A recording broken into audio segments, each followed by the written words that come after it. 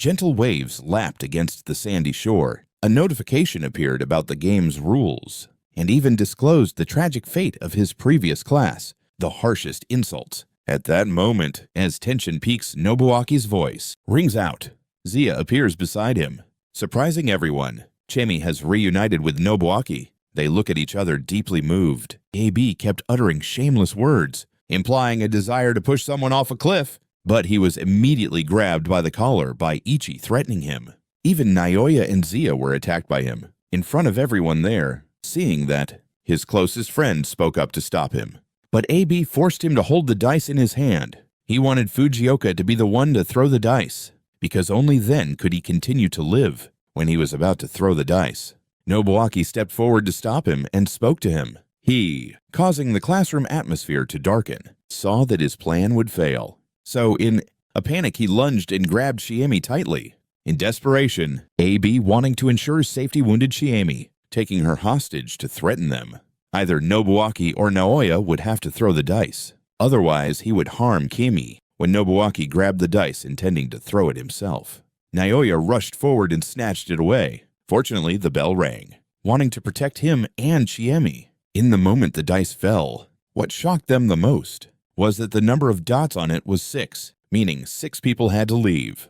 The announcement the king sent to Naoya clearly stated what he had to decide. Who would be the last survivor and who had to go? At that time, almost everyone thought the ones dying would be others, not themselves, forcing everyone to disperse. Suddenly, Naoya inadvertently mentioned the name Kaida-Ra, and immediately the king's announcement arrived. That completely broke him down right then. When Kaida tried to speak, the image that struck everyone's eyes was horrifying. His head was twisted in many directions, then severed after being spun around. These details were recounted through Nobuaki's words. At this point, very extreme. According to Nobuaki's story, the first chosen victim, after class ended, Nobuaki sadly went up to the rooftop, was Masami lying in the hospital. The outcome was similar to Kaita's. Furthermore, because Naoya couldn't endure Abe's threats, he chose Shia and Minako as the next to die. Just as they argued over having to call Nobuaki's name, Fujio Kaka rushed in and punched Abe. This just happened to save Hayami from his grasp. Fuka shouted that the last two should be him and Abe. He wanted to end it all like the others, recalling the faces of his old classmates when Naoya read those two names. The bell announcing the king's message arrived. Then the two also fell, and the last one to leave was the one who threw the dice. His departure made Nobuaki lose control, clutching his body and crying. The remaining survivors were heartbroken, but had to push their grief aside. Jia said the urgent task now was to defeat the king. Before any new orders came, those who once didn't believe him, Jia took out a small computer Ra had hidden on him. Information that few knew about gradually appeared before them. Through Zia's account, in the past, this game first happened in Ionaki village. Ionaki and its people received orders through letters, but according to scientists, it might have been caused by a virus. Moreover, from what Jia said, until someone fell, it seems there was no strange game at all, but rather everything was caused by a virus originating in Ionaki village, not yet eradicated, and the sudden outbreak of the main computer system was the catalyst for the process. The spread of something called hypnosis continued to develop. It seemed Nobuaki still didn't fully believe those theories. Jia added new information about the letters found in each player's phone. Suddenly, Murazumi Ami appeared at the rooftop door. Listening to what Zia said, Nobuaki began to suspect that Zia was actually an AI. Because Zia's father was a genius programmer, it could be said she inherited computer skills from him. The steps to destroy the king began. Every action on the computer, in the numbers gradually disappearing on the screen, demonstrated Zia's ability. The atmosphere was tense. Royalty, mistakenly thinking Nobuaki liked Nezuko, to the point where only the sound of typing remained on the keyboard. When lines appeared on the screen indicating the king's destruction had succeeded, suddenly a notification popped up. Immediately after, her punishment for this violation was self-immolation. Right before the eyes of Nobuaki and Shami, she spoke aloud what she had kept inside, then let herself fall freely into the area as her entire body, and offered to help him, was engulfed in flames. This stunned the other two. While Nobuaki, Kenta, and Mizuki were walking along a forest trail, suddenly before them was an old stone door. standing there. Following Nobuaki's pointing finger, they would pass through the door to reach Ionaki village. With that small gap, when entering the cave, Nobuaki irritably sent her away, which upset Ami and she left. Every sound could frighten Mizuki. Kenta mentioned that the two dating messages from Mizuki would be AI who knew it was Nezuko and Haruka. It seemed everything he said was contradicted by Kenta. While the two were talking back and forth, Mizuki discovered the tunnel wasn't sealed and they followed that path outside. The tunnel wasn't sealed, so they followed that path out. When they exited at the other end of the tunnel, Nobuaki sat down wearily, leaning against the railing. The scene before them was a dark, desolate forest. After some time, they finally reached Ionaki village. The desolate scene, accompanied by the caws of black crows, made everything feel even gloomier. According to Nobuaki, they would search for clues about the game. As they got closer, before them stood a house with a sign that read, "The Honda House." Honda and Nobuaki, accepting his cruel fate, wanting to know the truth, went alone into that house. Upon entering in one room was a photo of Jimmy and her father, causing Nobuaki to hold back. From this, he realized that the Honda House was Jimmy's family home. On the table was a piece of paper with the words, "Sorry you're from the father," to Chiemi, which he couldn't understand, and even wanting to drag Nezuko down with him. Suddenly, a shout came from Kenta outside. Because he was so focused on observing the house, he forgot about Mizuki. So when he ran into the forest to look, a message came in. It was from the king, and someone had been punished again. This time, 7 people were punished, simultaneously, each with different penalties. Just as Kenta was overwhelmed by these brutal punishments, he heard a noise behind him. It was Mizuki. Night fell, but she came to say goodbye. Meanwhile, on Nobuaki's side, because he heard Kenta calling, ran out and found a path leading into the forest. As he got closer, in front of him was a notebook, lying on the ground, and suddenly seeing a corpse. There, the photo Nobuaki had was of Chiemi's father.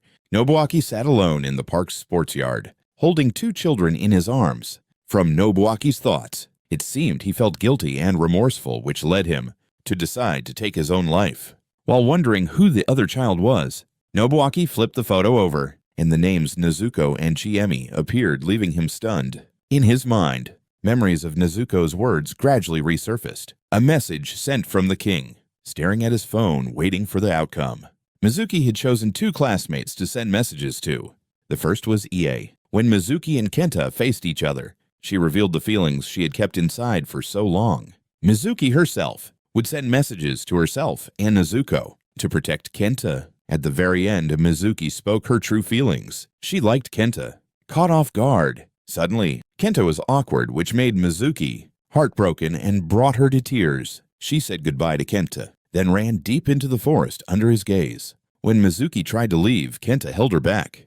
He wouldn't let her go, instead showing her what it means for love to hold back chaos by giving her a kiss under the bright moonlight. Though still surprised, all class members must participate. Nezuko ran over anxiously, asking about him. Seeing her feelings were returned, Mizuki confessed something frightening. She wanted their love to last forever, so she asked Kenta to date her. At this moment, intoxicated by love, Mizuki lost her composure, wanting to seal their eternal love. Seeing Kenta resist instead of arguing, Mizuki chose to send messages to herself and Nezuko to prevent it, just as the phone rang, reminding there were 5 minutes left.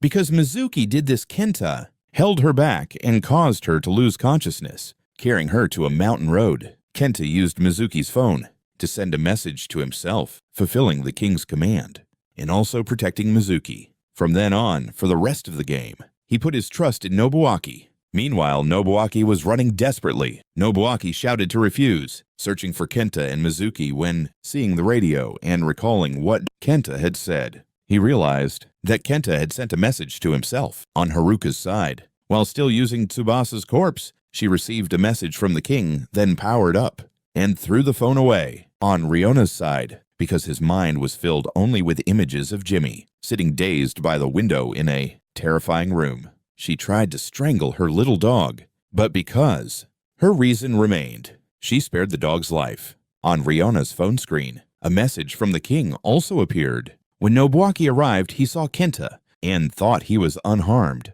someone he couldn't forget despite the distance.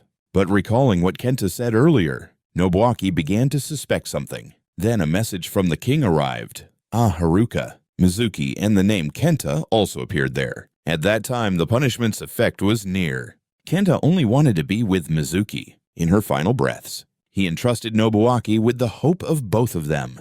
They placed their trust in him. Hearing this, Nobuaki turned away. He unexpectedly asked Nezuko. Only tears rolling down the cheeks remained. Kenta crawled on the ground, struggling with the last of his strength to reach Mizuki. Mizuki was ahead, but it seemed Kenta's consciousness was about to fade away. Mizuki's fingers twitched.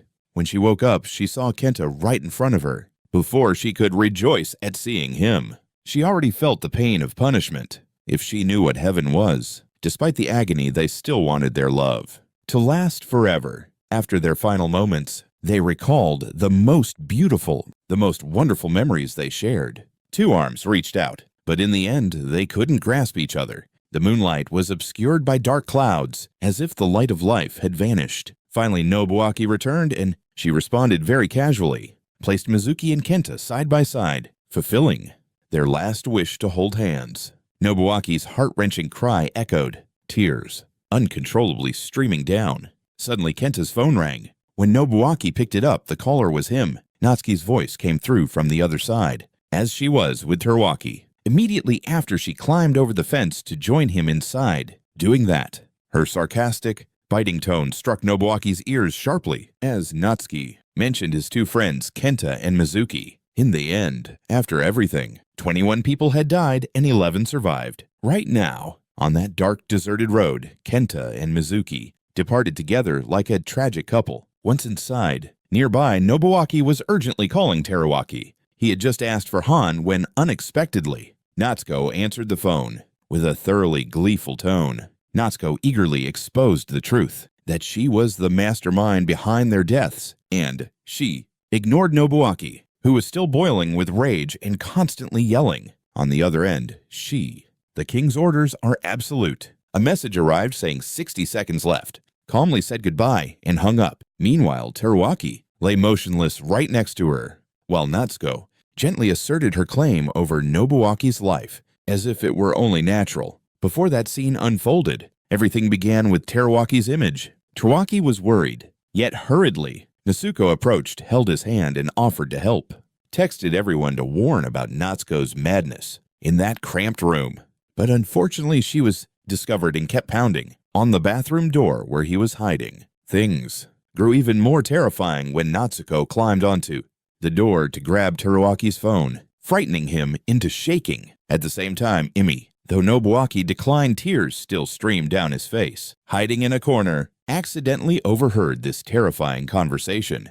Dawn had risen high above where Nobuaki sat. He slowly read the information recorded about the throne game in an old notebook, which stirred Nobuaki's memories while comparing it with what he had just read. And right after, he suddenly realized Nezuko hugged him and expressed her feelings. He might need to gather 10 flaws in this game to end it all. Suddenly, Nobuaki received a call from Rihanna. Although confused, he still answered the call. After a while of nitpicking over the forms of address, she finally agreed to Nobuaki's promise to come to her house at noon. He quickly arrived at the meeting point as promised, but Rihanna took Nobuaki, but was pushed away to a nearby park to avoid raising suspicion from her family. Then she began recounting the information she had found about a similar case at another school, and surprisingly, Nezuko's name appeared in that article.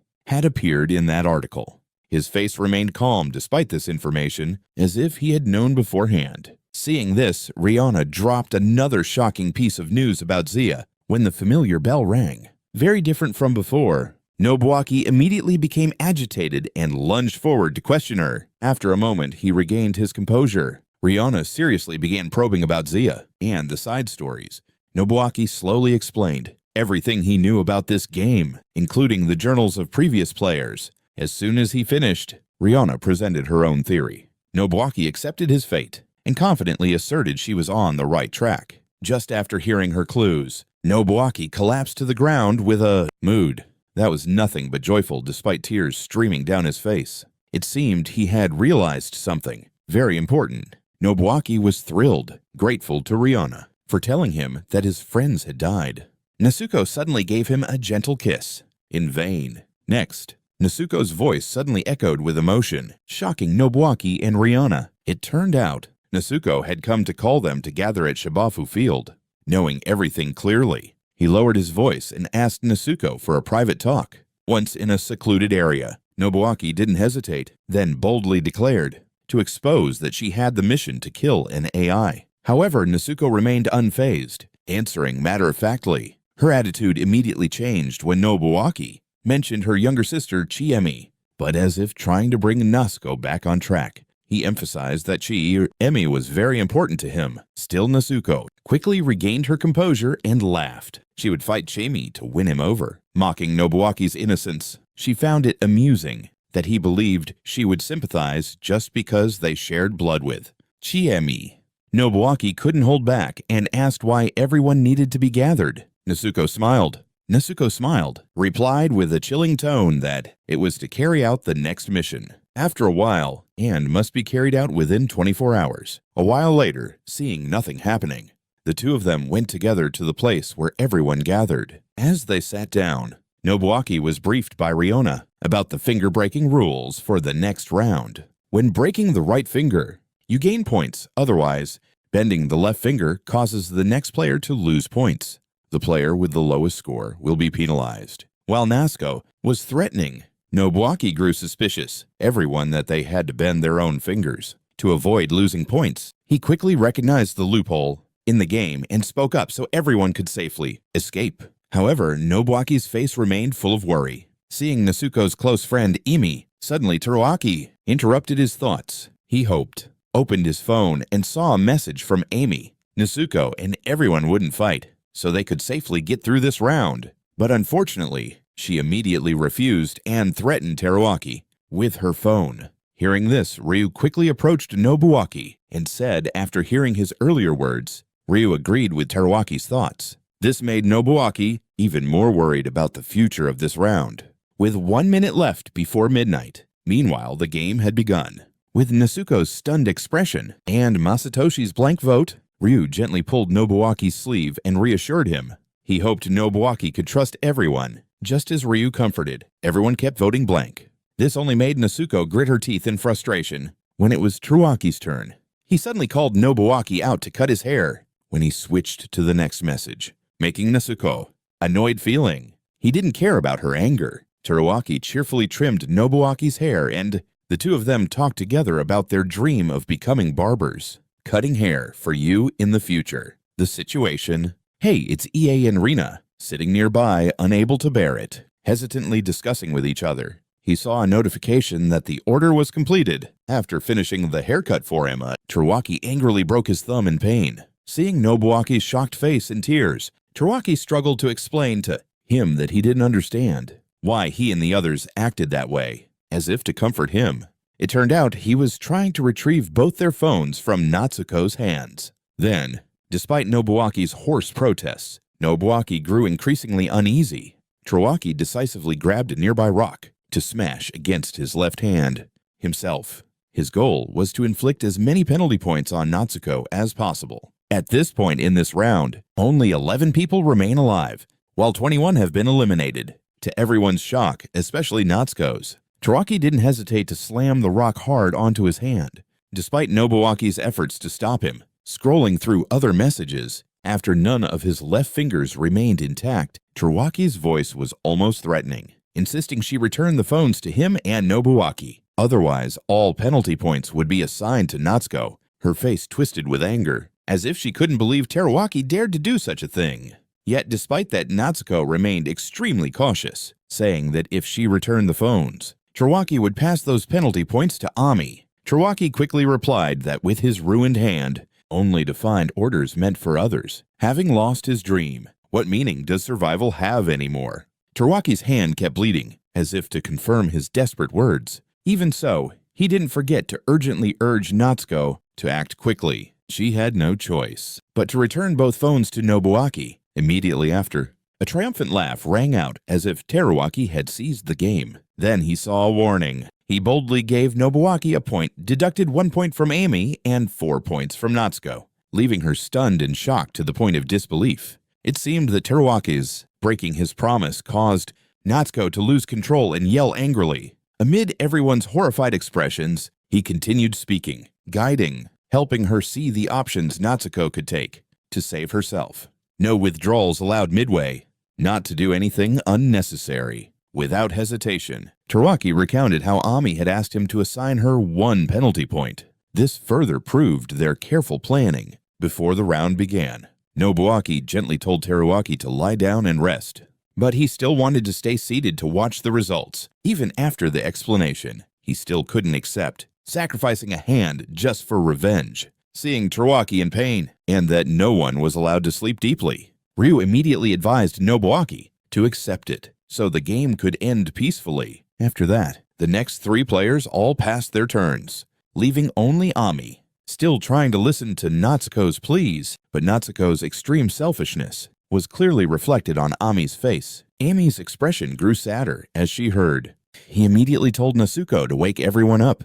Natsuko demanded that she break her finger to save herself, without any intention of helping Ami gain points. Seeing everything spiraling further out of control, Natsuko decisively grabbed a nearby stone and rushed forward as if to attack. Although everyone was panicking, Ami remained calm. Ami kept thinking clearly about her test and Natsuko's narcissism. She didn't care. While he ran to Tsubasa's house, despite being stopped by adults, to the point of ignoring it. Ami's voice Natsuko ruthlessly struck, smashing hard into her right hand. Blood splattered everywhere, terrifying everyone around. Nobuaki quickly rushed over and pushed Natsuko back, away loudly, scolding her for her extreme cruelty. The next moment, Natsuko showed no regret. She gritted her teeth.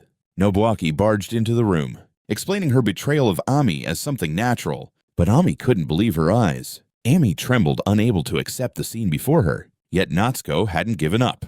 She tried to pull Nobuaki over, to join her side and justify her actions. Cruel. Right after Natsuko loudly evoked old memories of the good times between her and Ami, and saw Tsubasa. To achieve her goal, as expected, the image of a gentle kind Natsuko from the past resurfaced in Ami's mind, making her heart ache even more over the current situation. At that moment, suddenly, Ami was psychologically manipulated by Natsuko's sweet words. She immediately lunged and pushed Nobuaki away, volunteering points for Natsuko, about to end his life because of the punishment order. 4 points added. During his questioning, Ami insisted that friendship for her was a bond and a self-deception that helped Natsuko defend herself. After Ami helped her up, Natsuko continued to break another thumb, earning more points for herself. The two then embraced, while everyone else was still drowning in horror, Nobuaki, over their twisted feelings. Up to this point, everyone's phones displayed notifications. The round had ended, without any AI casualties. As night fell, Ami and Natsuko stepped out of the hospital clinic. Seeing this, Nobuaki immediately approached to ask about them, only to receive a cold response from her. Carry on. Hurriedly pushed him down and called the adults to take him to the hospital. Then, he turned to question Natsuko, but she scolded him for his futile hope.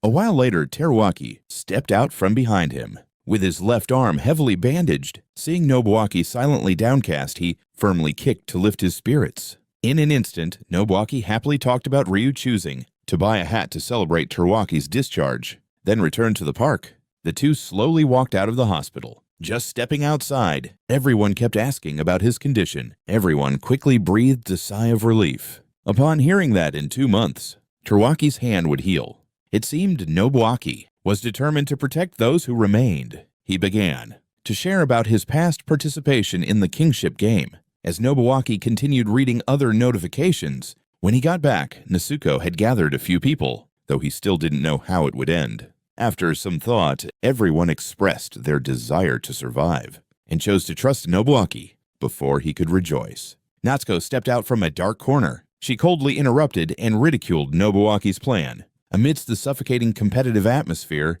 Nobuaki suddenly couldn't hold back his tears. The rest were unlucky, was angry and helpless at Natsuko's stubbornness, despite all the sacrifices their friends had made before. Nobuaki's optimistic attitude only made her even more furious. Natsuko grabbed his shirt and scolded him. Before she could finish venting, Rihanna stepped forward and questioned the rescue action for her Amy earlier. With that question, At first, Natsuko was still confidently responding. Nobuaki wanted to explain, but in a moment, she suddenly weakened, recalling the person she wanted to protect, who hadn't said goodbye. The clock struck exactly midnight, marking the moment Natsuko returned to her true self. She looked up with a smiling face, happier than ever when she saw the announcement that Teruaki would be punished. But Yuichi cut him off, not letting him speak. Blood poured continuously from his neck like a waterfall. It turned out that Natsuko had used Teruaki's phone to block the king, and this action caused him to be penalized. Although in critical condition, Teruaki still felt lucky that Ryu wasn't there to witness this scene. Amid Nobuaki's tears and words of gratitude, Teruaki gently rubbed his head one last time. Aya Chen came in saying he had tried to run and call Nanami before his head was severed from his neck. Ryona couldn't bear Natsuko's madness, but he raised his voice to question her. Truly terrifying. Natsuko's attitude remained indifferent, as if this was just an ordinary matter.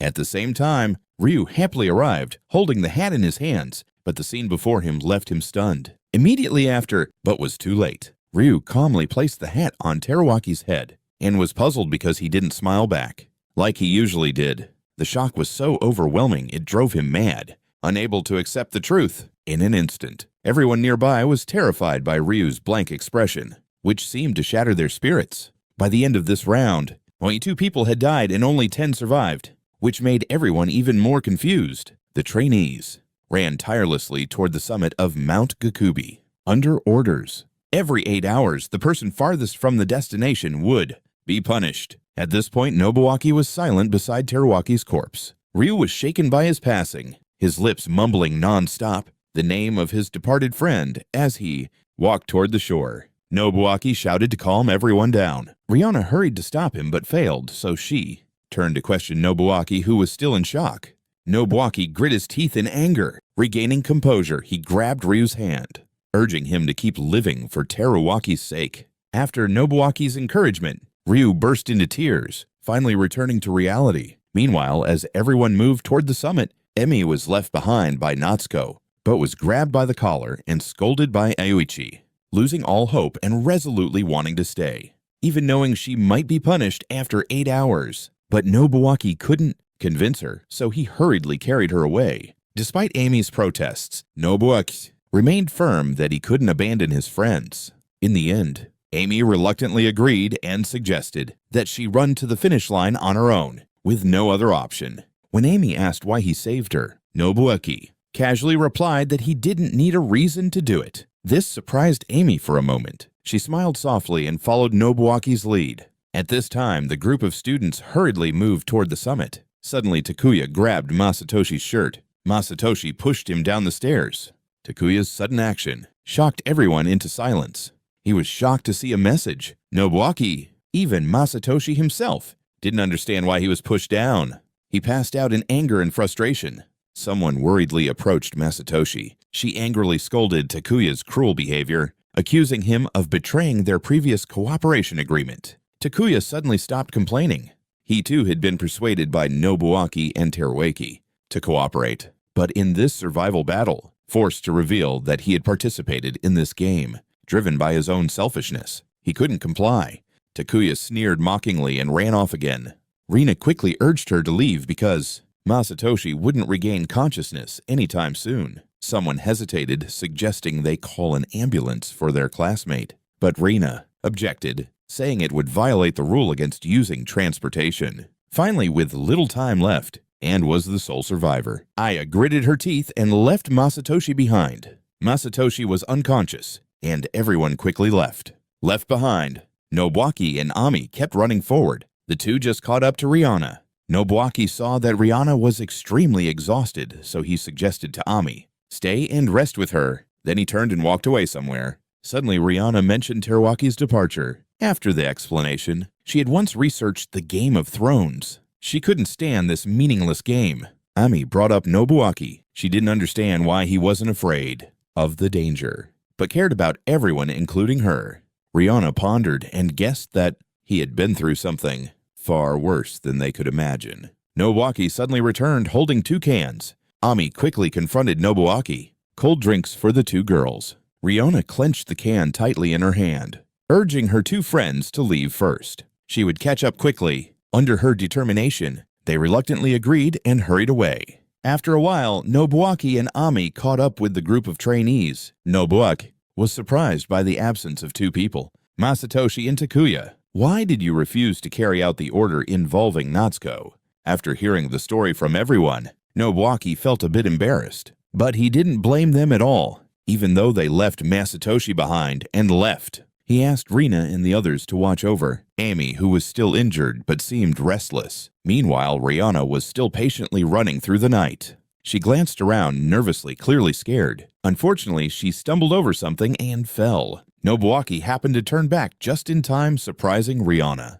Putting her in danger, she pretended to scold him for being stupid. Nobuaki, using the excuse that she couldn't open a can of drink, she turned back. Such a trivial reason made Rihanna angry. Nobuaki quickly opened the can and handed it to her. After taking a big sip, Rihanna regained her spirit full of energy. Suddenly, footsteps sounded from behind. Both instantly became alert.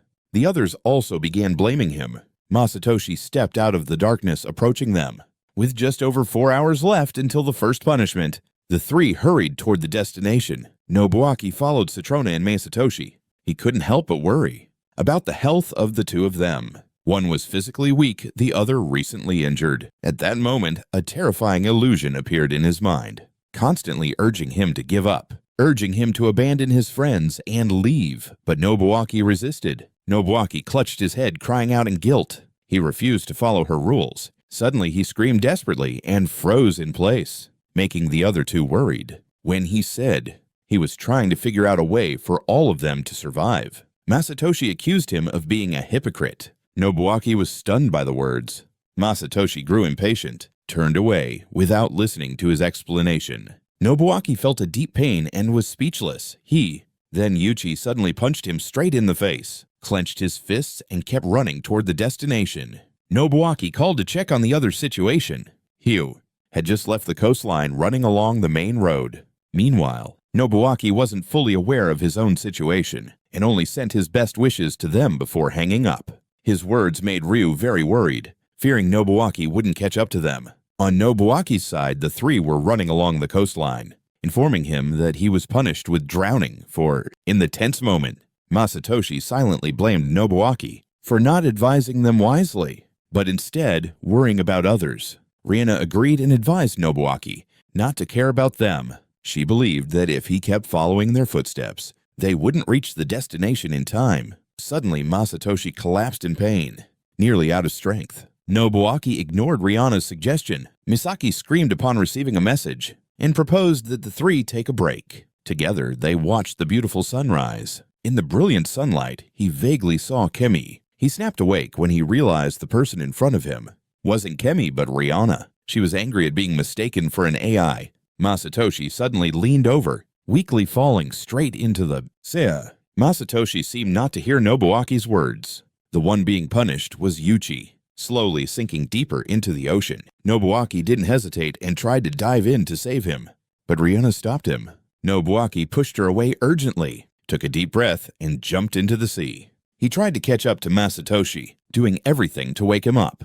Masatoshi briefly regained consciousness, but then pulled his hand away from Nobuaki, letting himself sink once again into the depths. Nobuaki was helpless. His body started bleeding profusely, watching his friend leave and giving up on everything. In his despair, he seemed to reunite with Kenta Mizuki, Terwaki, and even Chemi. With their encouragement, Nobuaki finally regained hope and chose to keep living. After a while, Nobuaki sat by the seaside, feeling dejected. Suddenly, Rihanna embraced him to comfort him, and she began to cry, worried that he might follow Masatoshi's path and hoping Nobuaki would continue to live. Everyone panicked and released Nobuaki. Both regained their composure and continued running toward the destination. Nobuaki couldn't help but worry, as they were the last running group, and one of them would have to face punishment. Halfway through, Nobuaki suddenly stopped to tie his shoelaces. Rihanna also stopped in front of him, waiting. At that moment, a notification sound rang out. Nobuaki was the one farthest from the destination. Masatoshi had already left earlier, so the last person now was Nobuaki. But Yuchi stubbornly insisted it was all Nobuaki's fault, not punished. Rihanna angrily slapped Nobuaki hard across the face. once again, because he didn't think about himself, putting himself in danger. She accused Nobuaki of deliberately staying last to protect everyone else. Nobuaki denied it, but hurriedly reminded her to keep moving forward. At that moment, their classmates all received the news. Yet in the end, Masatoshi had passed away, causing everyone to mourn deeply. They encouraged one another to keep moving to survive. Time passed. The next punishment was approaching. Takuya was leading the group, continuing to think of ways to take others down as substitutes. The last two once again were Nobuaki and Rihanna. While Rihanna hesitated, Nobuaki suggested playing rock, paper, scissors to decide who would be punished. He died amid desperate screams. Rihanna was furious that such a crucial decision was being made so carelessly by a game of chance. She kept blaming Nobuaki, saying doing this would get him punished. Despite that, Nobuaki firmly chose to settle it with that simple game. Reluctantly, Rihanna agreed to his decision. Nobuaki pulled Rihanna aside and said, Rihanna trembled as she realized she had lost. Nobuaki realized the game had entered a new phase. She braced herself to accept the punishment. But Nobuaki suddenly moved behind her, leaving Rihanna very confused. When she questioned his action, Nobuaki calmly replied that the winner had the right to choose. From the start, whether he won or lost, he had already decided that he would be the one punished. Deceived, with a bloody fate awaiting ahead, angry Rihanna kicked Nobuaki straight in the groin, causing him to collapse in pain. Rihanna scolded him as she ran quickly away. She shouted that Nobuaki didn't understand her. Nobuaki struggled to stand up, quickly chased after her, and grabbed Rihanna. Rihanna struggled to break free from his grasp.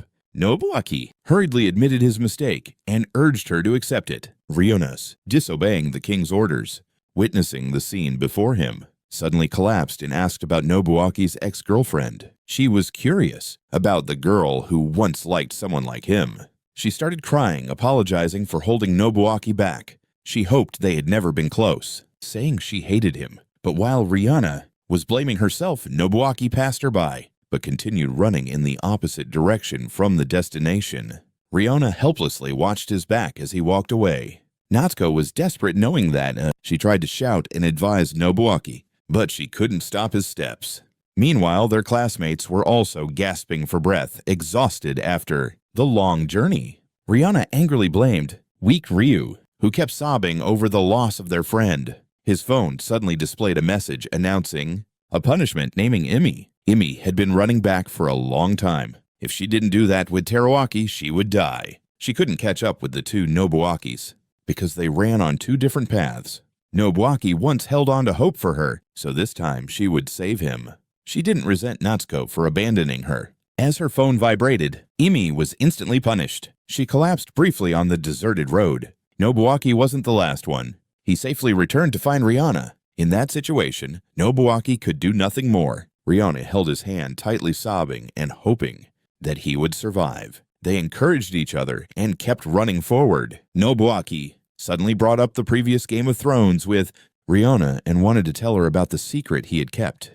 Horrifying memories gradually surfaced. After a series of challenges, only Nobuaki and Jamie remained alive. The order was to defeat the one you love. And, seeing his indifferent attitude, within 5 minutes, Nobuaki firmly refused to comply. But Jamie pointed a weapon at him. She raised the weapon toward him. She asked him to defeat her. Nobuaki obviously disagreed. He wished for both of them to survive, but Jamie didn't hesitate. She directly wounded herself to protect Nobuaki. She panicked and pleaded. Jamie passed away in his arms. She hoped he would continue to survive. In the pouring rain, Nobuaki's anguished screams echoed through the space. The countdown ended, and a new message slowly appeared. Choose between continuing the Game of Thrones or being punished. Time passed as night fell. Natsuko reached the destination, wanting to give her first time to the one she loved. She smiled cruelly as if expecting something. Takuya was also heading toward the destination. He wandered through the forest, searching for the way, and unexpectedly found a signpost. He immediately decided to follow the directions. He unknowingly triggered Natsuko's trap and fell hard to the ground. She was extremely pleased with her prank. She had set the trap and changed the direction on the signpost to ensnare someone. Unlucky Takuya was caught in the trap and struggled, unable to stand. Nobuaki. Natsuko stomped hard on Takuya's foot, making him scream in pain. Later, when Juna was heading alone toward the destination, she was suddenly called back by Natsuko. A warning! Juna was told to follow the path indicated by the signpost. Nearby, Juna frowned, suspicious of the warning. Natsuko ignored the doubtful look and turned away. He understood this, but because of how terrifying the game was, she wanted to keep warning the classmates. Juna recalled the evil things Natsuko had done before, but she didn't listen.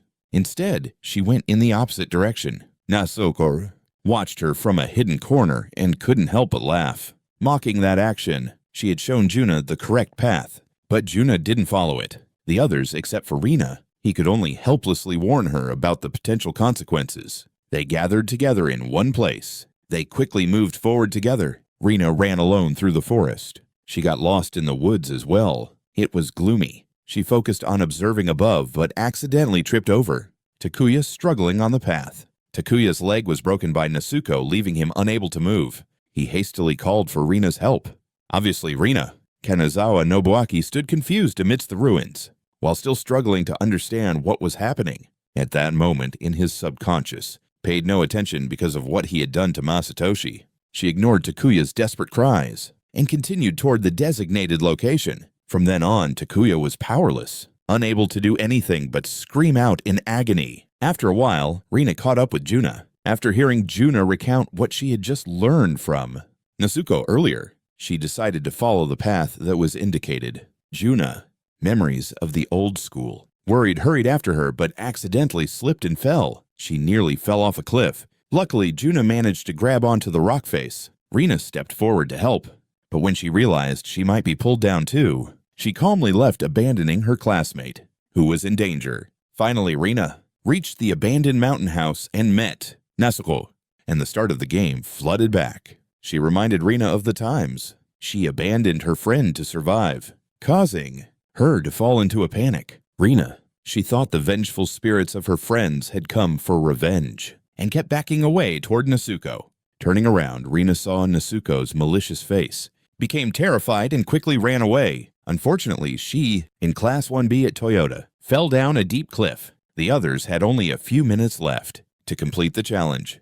They hurried to the finish point, but suddenly, someone appeared to block their way. She smiled wickedly, planning to eliminate them all, so she could be the sole survivor of this game. The countdown had only 60 seconds left. Everyone rushed toward the finish, but was stopped by Natsuko. Heike, with a sly grin, approached IC. Nobuaki impatiently pushed her down, just as he thought Natsuko had fainted. When Nobuaki and the others were about to leave, Natsuko's hand suddenly grabbed his leg. She smiled savagely with malice, and he would try his best to. Rihanna advised him to act for himself, and not for anyone else. In a flash, Satomi to carry out. They both arrived at the abandoned mountain house. The completion notification was also sent. Rihanna was extremely worried about Nobuaki when he just happened to catch up. Nobuaki couldn't help but wonder why he couldn't see the others, even though they were supposedly the last group. Rihanna's reminder. Nobuaki helped EA lean against a nearby wall. He turned to ask the game's order despite the whole class's objections. Ryu about how many had completed the mission. Ryu quickly checked and replied 5 people had finished, while Nobuaki recounted the group members. Punishment messages for Takuya, Rina, and Amy were sent. Nobuaki was shocked to hear this. He couldn't understand why the group that should have arrived first was punished. He quickly realized the truth. Only Natsuko was behind everything. She obviously denied what she had done. In this urgent situation, only Natsuko stood behind everything. She clearly refused to admit what she had done. When Nobuaki confronted her, Natsuko casually offered excuses, acting as if she had no idea what had happened. She eagerly awaited the next order. Nobuaki was furious at her indifferent attitude. Just as he was about to retort, he was struck hard. Nakao Minako immediately rushed out to shield Satomi from behind. The attacker was real. His eyes were clouded, mumbling meaningless words. He spoke of the next order, to dismember body parts and assemble them into a mannequin. Hearing this bizarre order, Rihanna was utterly terrified. Ryu volunteered to sacrifice himself. He would willingly dismember his own body, and reprimanded him. Rihanna hesitated, but Natsuko already brought a chainsaw to urge him on. Ryu acted quickly. He firmly grabbed the chainsaw and cut off his own leg. Natsuko smiled grotesquely at the haunting scene. She calmly kicked the chainsaw to speed it up. Ryu screamed out in excruciating pain. He held himself up despite losing a leg. A huge wave. Heike calmly declared that the king's order was absolute. Nezuko impatiently urged him to continue, but seeing Ryu's stiff expression, she quickly realized he was lost. Ryu collapsed into a pool of bright red liquid. Rihanna wailed in agony, mourning the loss of Ryu. Nezuko mercilessly started the chainsaw to act on her own. Rihanna angrily scolded her, vowing to end this cruel woman. Nezuko just sneered mockingly at Rihanna, but Shirakawa and the others didn't believe it, calling her a coward who could do nothing to her. Has she been awake all this time? She was furious at Nezuko's shameless actions and stepped forward to wrestle with her. She struggled with her. Nezuko, coldly indifferent to her accusations, swept the starting chainsaw across her body. Aha! Under attack. Thinking it was just a prank. Suddenly, EA quickly collapsed motionless. Nezuko once again focused her attention on Rihanna, the only one still conscious. She stepped closer to Rihanna. Rihanna was frozen with fear, unable to move, only able to desperately plead for Nobuaki's help. Nezuko let out a brief laugh at her desperate expression. Nezuko abruptly yanked Rihanna forward and started the chainsaw as the blade neared Rihanna. Finally, amid the murmurs and whispers, Nobuaki awoke just in time and shouted to stop Nezuko. Upon hearing what Ryu had done earlier, Nobuaki was furious. He couldn't understand why. Ryu obeyed such an absurd order. Rihanna replied that Ryu wanted to become strong like his friends. Ryu Nobuaki painfully approached him, tears streaming down his face. Heike gave up on his plan. He believed Ryu had become stronger and surpassed him. Nezuko interrupted that emotional moment and pulled him back to reality. Nobuaki was confused by the king's cruel orders. When Nezuko asked what they should do next, Nobuaki outright refused to follow this insane command. He suggested finding another solution that wouldn't harm the survivors. After he left, then Nezuko suddenly sensed something strange between Rihanna and Nobuaki and questioned them. Rihanna proposed sharing everything with Nezuko to figure out how to resolve the current situation. She explained clearly that each of them had received a letter. First, Nezuko was also puzzled by this, as she had collected 10 letters from the start of the game. Second, Rihanna suggested combining the letters. Hashimoto Naoya, Nobuaki's close friend, breathed a sigh of relief. This game was a virus taken from the third Aonaki village. Nobuaki also thought that if they combined the letters, they might find a way to cure it. Nezuko appeared skeptical, but Nobuaki rebutted her. She had been collecting those 10 letters to end everything. Nezuko shouted, clearly stating she only wanted to survive, not to defeat the king or the game. She snatched Rihanna's phone. However, night fell. After a moment of trying to piece the letters together, the code gradually became clear. As long as there are survivors, the king's game will continue to exist until humanity is officially destroyed. That statement stunned all three of them. They realized none of them had a chance to survive. When one person survives, they will pass the virus to other players, and it will continue like that until humanity is wiped out. While Nobuaki was sound asleep, meaning, to end this game, all participants must be eliminated. Nobuaki suggested that for humanity's sake, they must sacrifice themselves. Rihanna felt powerless against her fate. Suddenly, Nezuko burst into laughter. She refused to sacrifice herself for humanity. She was angry, angrily grabbed Nobuaki's shirt and slapped him hard for that crazy idea. The game's messages arrived again. Rihanna tried to stop her, but was kicked away by Nezuko. She squeezed Nobuaki's neck tightly, continuously giving reasons to convince herself she had to survive. Nobuaki angrily pushed her away, but Nezuko didn't stop and attacked him again. To save Nobuaki, Rihanna grabbed the chainsaw and ended Nezuko. Nobuaki briefly blamed himself. He felt he had done everything wrong, suddenly crashed down, submerging him. The first message reminded Heike and Satomi. Rihanna kept comforting him, saying it was thanks to him that she survived. At that moment, Nezuko slowly opened her eyes. She was still alive despite Rihanna's attack, while Rihanna, embarrassed and wanting to confess his feelings to Nobuaki, Nezuko suddenly grabbed a chainsaw and took Nobuaki down. After striking, Nezuko collapsed right beside Nobuaki. She wanted to end the life of the one she loved with her own hands. Nezuko remembered the past times spent with Nobuaki, while the second was an order beyond limits, warm and joyful. Rihanna worried approached Nobuaki. He was weak. He urged Rihanna to try to live on before closing his eyes and giving in. After a while, Nobuaki suddenly woke up in a strange space. radiant and peaceful. Kemi appeared and embraced him tightly. He also reunited with his departed friends, and together they went somewhere. For Tazaki, back in reality, Rihanna quietly dragged Nobuaki toward the shore. She gently pressed a kiss to his lips. She refused to accept the truth and tried to wake him up. After a moment, she grabbed Nobuaki, and together they slowly sank into the deep sea. Somewhere else. The throne game continued with a group of students, other students, Daisuke and Nakajima Misaki. Thinking it was a troublesome joke, Nobuaki threw his phone aside and went back to sleep, unaware that this action would bring him regret. The next morning in the classroom, the homeroom teacher entered with a heavy atmosphere, announcing the deaths of Heiki and Satomi. Amid chaos and gasping for air, the sudden news shocked the entire class deeply. Nobuaki couldn't believe what he had just heard either. After class ended, the student, most mysterious in the class, quietly observed the chaotic scene. Misaki was extremely worried that her fate would be the same as Satomi's if she failed to follow orders. Nobuaki hurried to reassure her when suddenly she was unexpectedly seized. Nobuaki heard someone call his name. Chemi appeared and spoke up on his behalf. Stop. Misaki's boyfriend Suda also stepped in, not forgetting to mention their relationship to warn her and Daisuke. Afraid Suda would escalate the issue, Nobuaki tried to intervene but was rejected. This left him speechless. After a chaotic day under the sunset, Nobuaki sat quietly by the riverbank. Slowly, Chemi approached and started a conversation with innocent cheer. Regaining his composure, he realized it was Chemi.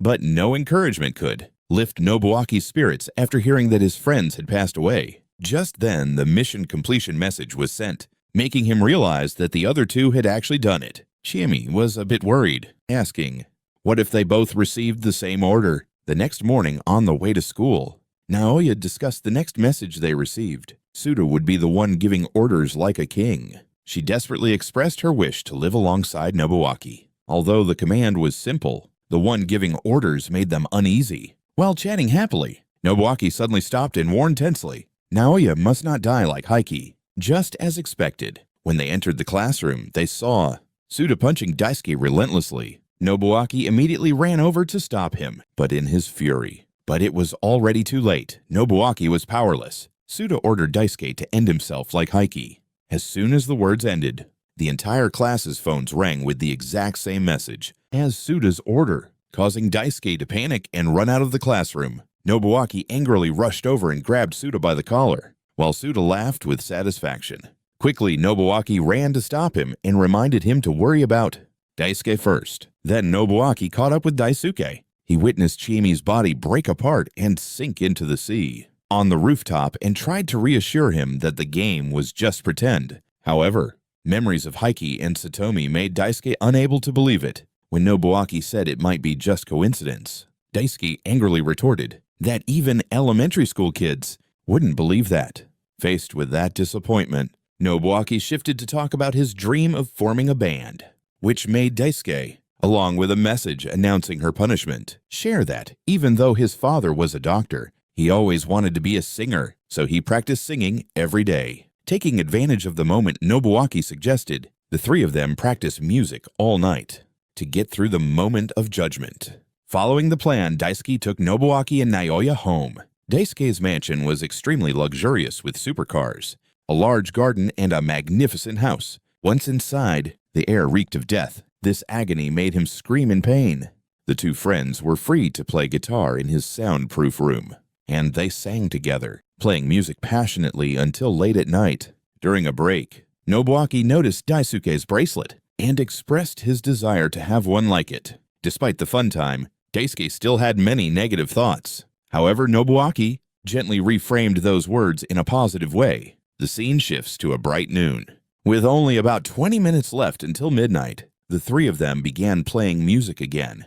Driven by youthful spirit and a fierce hope to live, Daisuke frantically lost himself in the music until the very last moment, when they thought they had made it through. While the other two rested, Daisuke went out to get water and disappeared. They didn't expect that moment was when they lost him. At the school's sports festival, back in the present, Nobuaki recounted Daisuke's tragic death and concluded that only together could they survive. At that moment, Teruaki approached Natsuko, pinning her to the ground despite her pleas. Aimee rushed to intervene but was pushed down by Teruaki. At that moment, Natsuko suddenly revealed her true nature, kicking Teruaki and completely changing. She mocked Nobuaki while taking off her shirt. Kure was on the field, an act that shocked everyone. Yet she felt no shame. She even scolded Nobuaki when he tried to stop her. When he asked who she was, Natsuko smiled and replied with a phrase that revealed her twisted mindset. She wanted to quickly finish things with Teruaki, but Nobuaki stopped her, so she pulled him aside to talk privately. She pulled him aside to have a private conversation. Natsuko showed impatience with Nobuaki's kindness. The relay race was underway, and, to end his interference, she suddenly screamed as if she was being attacked. This caused everyone to misunderstand and rush to beat Nobuaki. Thanks to the pure image of white moonlight that Natsuko had established earlier, she easily portrayed herself as the victim and made Nobuaki lose everyone's trust. Not stopping there, she also ordered Mizuki to send a death threat to Nobuaki on her behalf. Oi Masatoshi was the first runner for Class 1. She skillfully manipulated Mizuki's psychology, making her almost believe that Nobuaki deserved to die for what he had done. Nobuaki, from that expression, also sensed the lurking danger from Nezuko, and Tuya started feeling uneasy about her true self. Just as things became extremely tense, Kenta suddenly ran to the park and shouted Nobuaki's name loudly, currently in second place. That call was like a ray of hope. The last flicker before he fainted, Kenta's sudden appearance caused Nezuko's plan to kill Nobuaki to fail. He quickly realized that it was their classmates who had beaten Nobuaki so badly. Kenta loudly argued that if they wanted to fight, he would take them on. He pushed himself to pass the baton to Kobayashi Juna. At that moment, Nobuaki woke up and whispered thanks. Nezuko stepped forward saying they were just having fun together and advised Kenta not to spoil it. She took the phone and handed it to Mizuki, ordering her to send a message with the word death to Nobuaki and Kenta. Mizuki refused, so Nezuko threatened if she didn't send the message to those two, Mizuki herself would be the one harmed. Nezuko's strange behavior frightened Mizuki, but she unfortunately tripped over a rock and fell. Nobuaki weakly urged Mizuki to just send the message to him and to Nezuko. She screamed in desperation, saying she couldn't do such a terrible thing. In her confusion, Mizuki accidentally broke the phone and immediately panicked. Nezuko scolded her sharply and dragged Nobuaki away. Kenta angrily knocked her to the ground, questioning how she could leave, causing the class to fall behind when their classmate was dead like that. However, seeing Nobuaki moaning in pain, Kenta immediately decided to take him to the hospital. Mizuki also wanted to leave with them. Nezuko tried to join, but Kenta slapped her and left without her. On the way, Mizuki cried, saying she didn't want to die. Suddenly a strange sound erupted. Luckily, comforted her, saying he had the right to command others. He would order himself to protect Yukiura, Mizuki, and save her life. He would have to obey his own command. That way, they both would survive. He felt upset that everyone in the class thought this power struggle was Nobuaki's fault. After it was over, Nobuaki also felt the same way, that Yuchi died because of him. Nobuaki received the baton and closed the gap. He had done something irreversible. Kenta was curious to know what had happened earlier, so Nobuaki recounted the events at the old school to the two of them. At the old school, classmates were also scared to learn that Daisuke, Heiki's second in command, and Satomi had died. Everyone was in a state of panic because this Game of Thrones is real, passing it on to Nezuko. And today, they received a new order. The whole class must vote for either Kana or Naoya. Whoever gets fewer votes will be punished. Blank votes are not accepted. Everyone in the class doesn't want to participate because it's like a snake striking to kill someone. But Kana got caught up in it, so she agreed to the voting, and they decided to hold the vote in the afternoon. He was given the chance. In the school hallway, Nobuaki discussed strategy with Naoya and Chiemi. He and Emi would talk to the girls in Emi's class. Emi wasn't sure, but she could ask Carrie and Emi to vote for Naoya. Meanwhile, Naoya would handle talking to the boys. Then he worried about what would happen if he won. Kana would be in trouble. Nobuaki advised that this wasn't the time to worry about others. The boss sat in the back row by the window. He couldn't afford to lose Naoya. He immediately went to talk to the girls in the class. The first person Nobuaki approached was Misaki. As soon as she agreed to vote for Naoya, Kana came to plead. She begged her to vote for her. Pressured by both, Misaki shouted "Stop" in her ear. She covered her face, confused and unable to choose.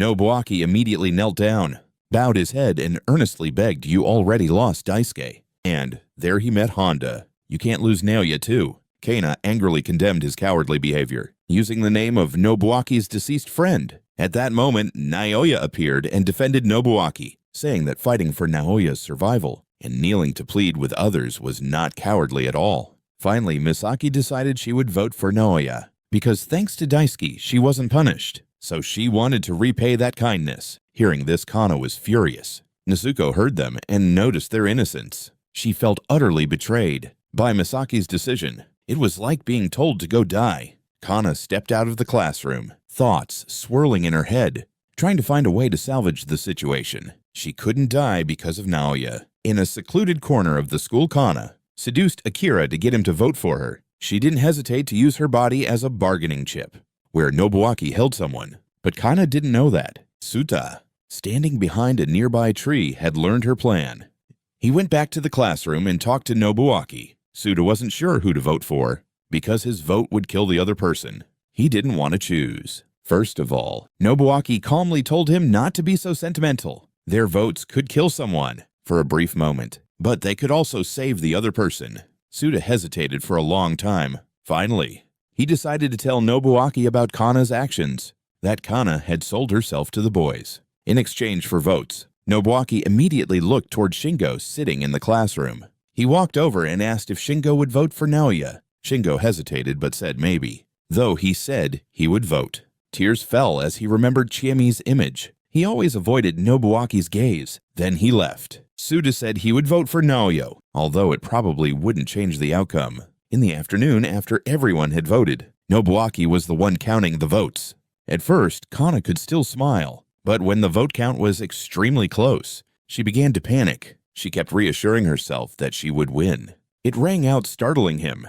During break time, though, surrounded by people wanting to get to know him, when the last ballot was drawn, Kana stepped forward, snatched it, and accused Nobuaki of cheating. She opened the ballot when she saw her name. She cheered with joy.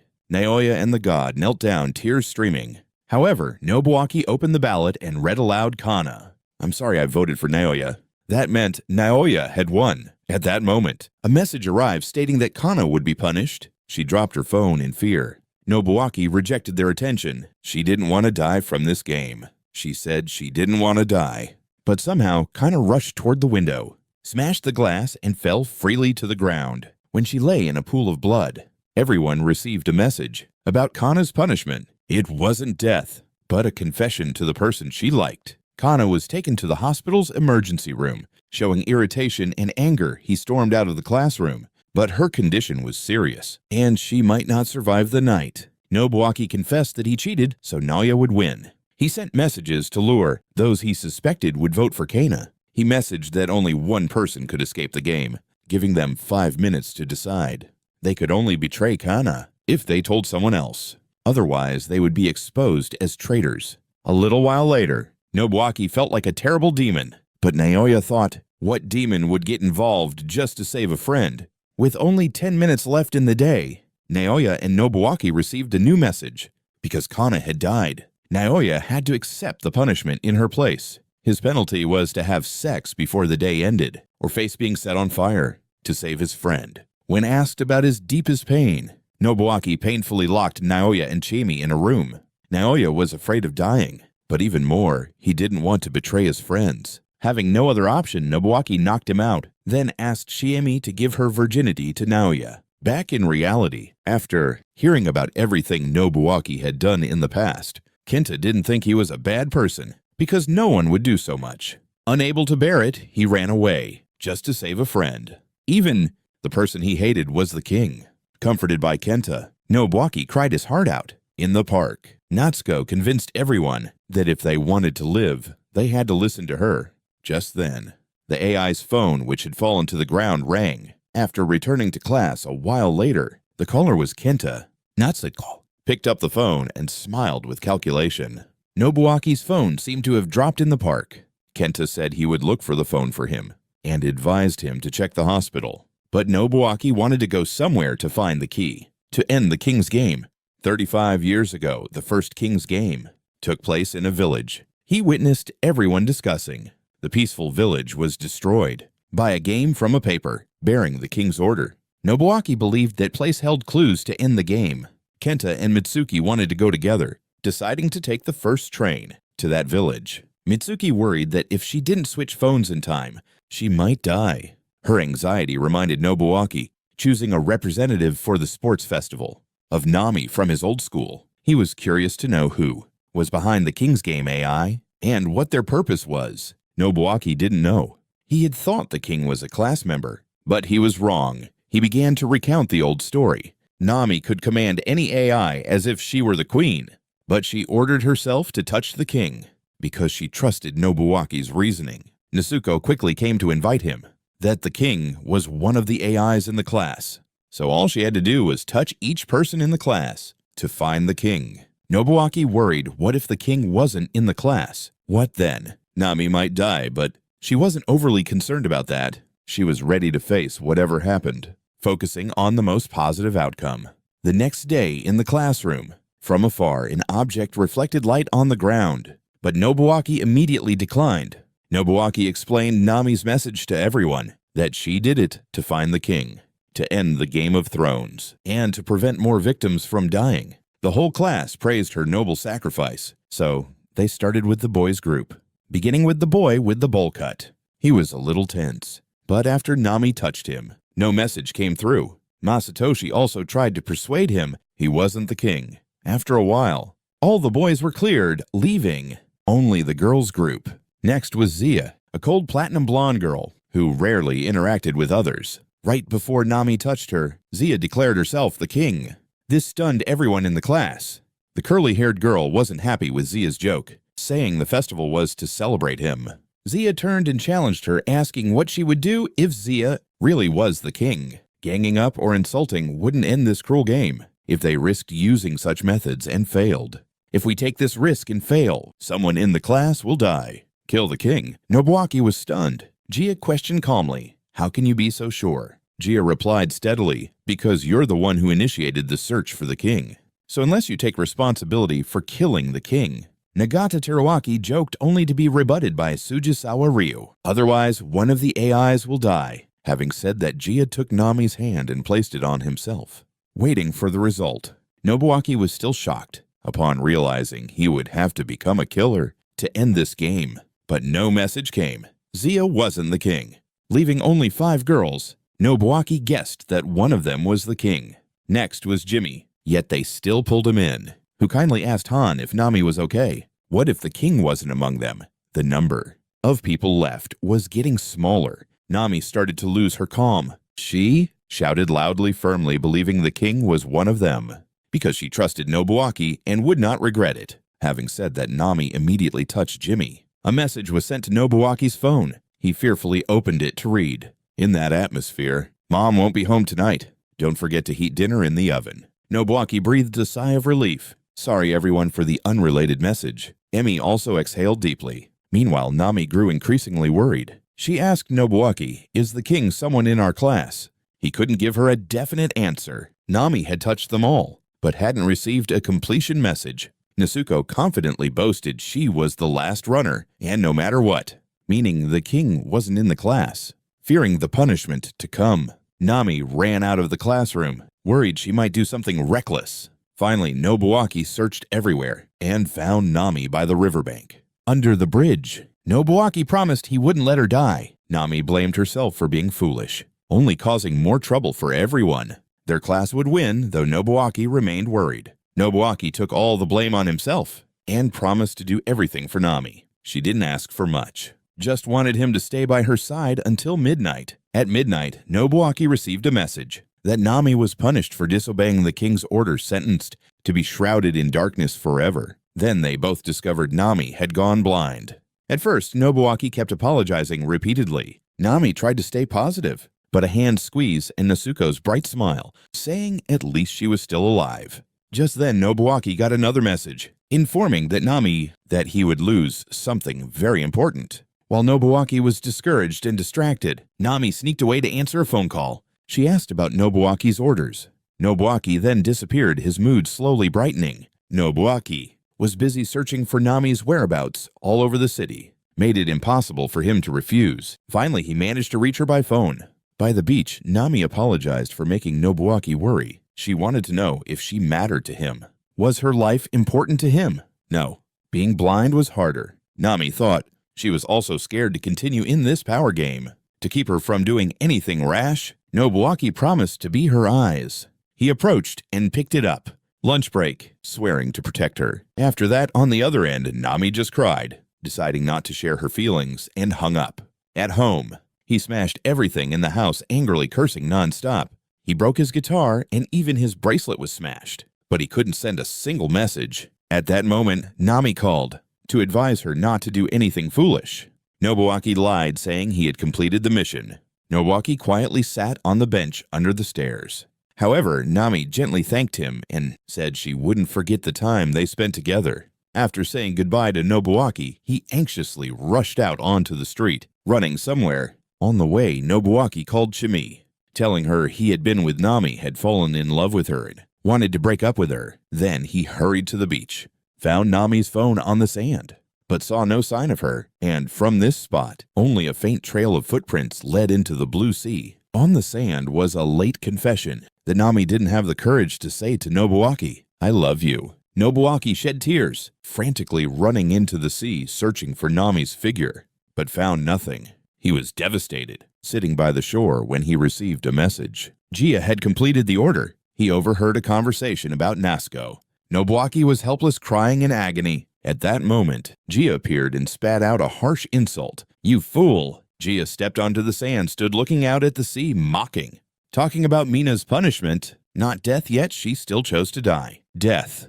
Nobuaki couldn't hold back, stepped forward and grabbed her by the collar. They said she always smiled. Gia showed no fear, even challenged him to use that anger to take her life. She said she was the king, and if she died, the game would end. It seemed Gia didn't want to live much either. Nobuaki didn't believe her because Nami had proven the king wasn't in the classroom. Then, Gia casually said she had held Nami's hand to touch her at that time. Nami touched her, despite her parents' death still being unconfirmed, meaning Nami didn't initiate touching her. So it doesn't count. Angry, Nobuaki pushed her down. She didn't back down either. If she really were the queen, Nobuaki would probably be dead by now. You don't understand what Gia's true goal is. She clearly said she wants to enjoy this game and win. Gia will do anything to defeat the king. Nobuaki felt a pang of sadness, even if it means killing Nobuaki. You're ignoring this thought. Surely there's a way to win without any more victims. Gia mocks, saying sooner or later you'll lose and die, while she will defeat the king and win. Scene shifts to in front of a convenience store. He is investigating everyone's deaths, thinking about his own suffering. And this Game of Thrones. He promises to protect her, making sure she doesn't die. He recalls back at daycare she was bullied. He stepped up to protect her. Then she suggested saving each other's phone numbers just in case. Trouble. At Nobuaki's house, Aoi shares what happened last night. Shingo and Akemi had to send a message with the word death to two classmates, unable to make friends. Otherwise, they would die naturally. If they sent it, the recipients would die naturally. Shingo fell down the stairs. Motoki and Maki suddenly suffered strokes and died. These two were chosen by Akemi. However, Nobuaki and the Seven Gods paid no attention. He gave Nami's phone to Naoya. He couldn't bear it. When friends in the class keep disappearing like that, feeling terrible. While Nezuko remained optimistic, Nobuaki receives a call from Yosuke. He is investigating the game. Thrones and has a clue. Each victim received a character from the king. Nami's character is the letter Z. They need to cooperate to survive this game. Nobuaki is curious about Zia. She claims to be the queen and knows a lot about this game. Yosuke says Zia used to be quite friendly, but her biological father abused her, only to realize it was a phone. End of flashback. Since then, she has become as distant as she is now. Also, he asks Nobuaki for a favor. If anything happens to him, he hopes Nobuaki will take care of Kari after the call ends. They receive a new order from the king. No one in the class is allowed to do anything pointless in the game before knowing what pointless means. More news arrives. Someone was punished for breaking the rules. Nobuaki joined in the joy of victory with the whole class. Akemi was punished. Punished by drowning, Misaki was beheaded. Yuko was burned alive. Emi was cut into pieces. Akira had a heart attack. Yoshifumi was punished by suffocation. Yoshifumi's head was like Misaki's, beheaded. Continuously receiving many news about, causing Nobuaki extreme confusion. He and Naoya, as night fell, take turns calling Shamie and the punished ones, hoping to find the cause. Shamie doesn't answer the phone. Nobuaki immediately calls Suda. Suda chokes and struggles to say a few words, block it. Then he dies. Naoya overhears a few scattered words and recounts what happened yesterday. Yesterday he heard Suda, Takayuki Yuki and Akemi saying they didn't know what would happen if they blocked the king. He looked at the sports festival photo. They didn't expect the result to be so tragic. But they blocked the messages and so broke the rules. Akemi turned off her phone. Giving up halfway right then, a message arrives. Yusuf was punished by being cut into pieces. He sheds tears in despair. He didn't do anything. After many failed attempts to contact Chiemi, Nobuaki decides to go to her house, on the table muttering, at the same time on the way. He even made a call, reminding everyone not to block or hang up on the king.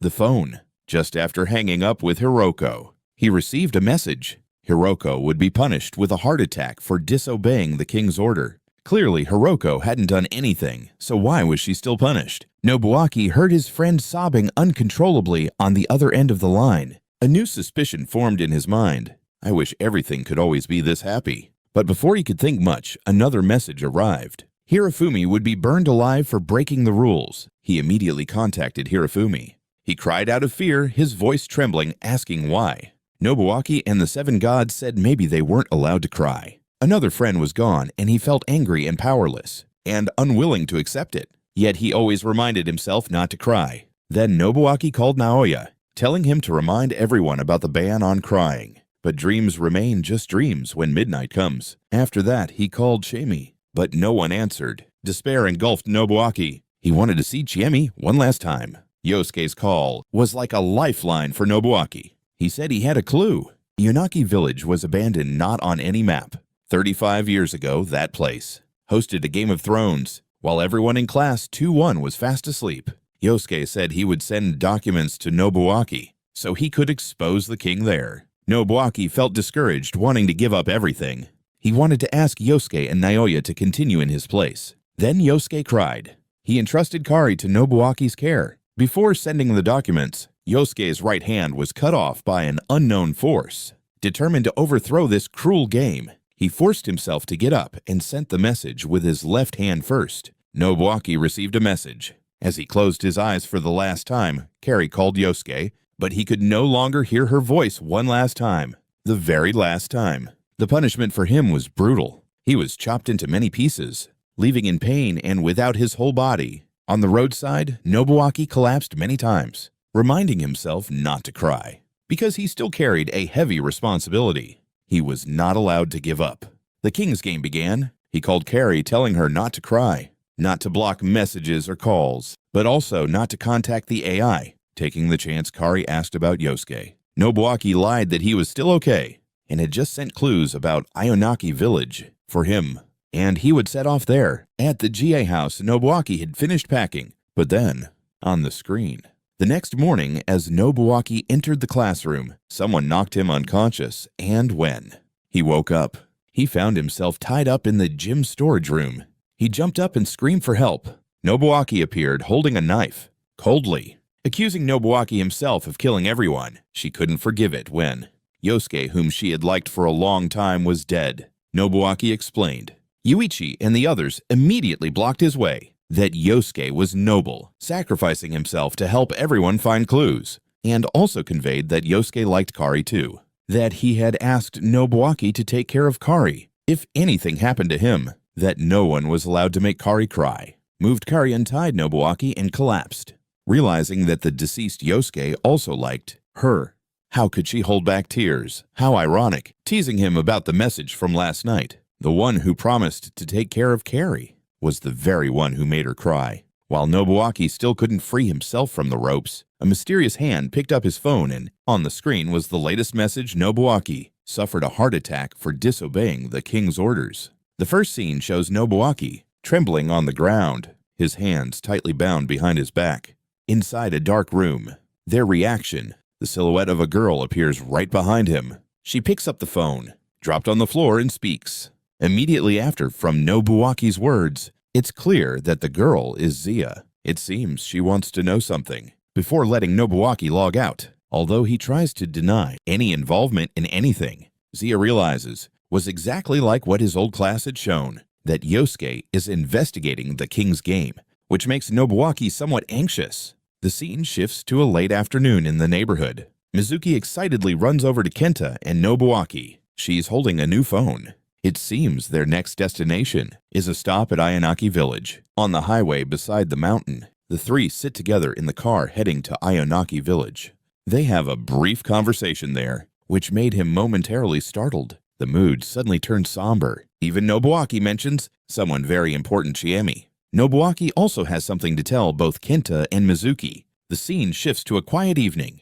Naoya feels full of worry, unable to reach his friend, Nobuaki. Suddenly the phone rings, but the caller is AB. Although Nobuaki denied it, Yuichi's group kept mocking him. He receives a message, a new announcement from the king in the game, warning that everyone involved will be in danger if they don't find the right person in the game. Naoya hesitates and hangs up immediately, leaving AB and his friend beside him silent and thoughtful. AB's mind races through scenarios, trying to figure out who is to blame for that dice. A female student is mentioned, whom AB believes is Chi. Rina joined in the ridicule. She carries dirty tricks to survive.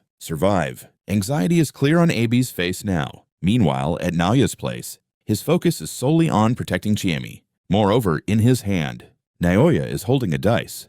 A message from Chi is sent to the group of players, asking everyone to gather at a specific location.